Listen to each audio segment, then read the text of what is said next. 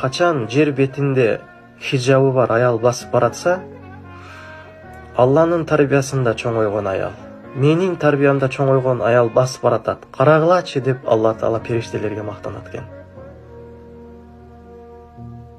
Сиз жөн эле бир хиджаб кийген аял эмессиз, сиз Курандагы бир тирүү аятсыз.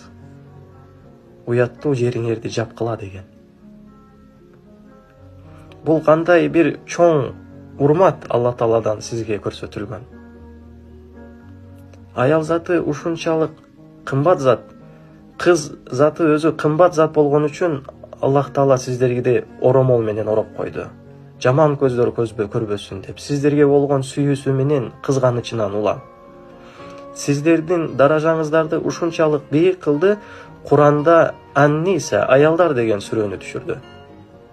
Куранда эркектер деген сүрө жок. Ошондуктан жолуңузга сиз бекем болуңуз.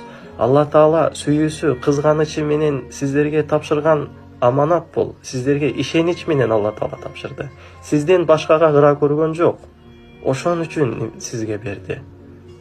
Качан сиз жолуңузду четсеңиз, дүйнөнүн башка жеринде бирөө жолугун кийип атат.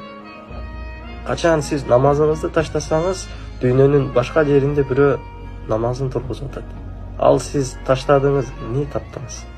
Эч нерсе таппайсыз.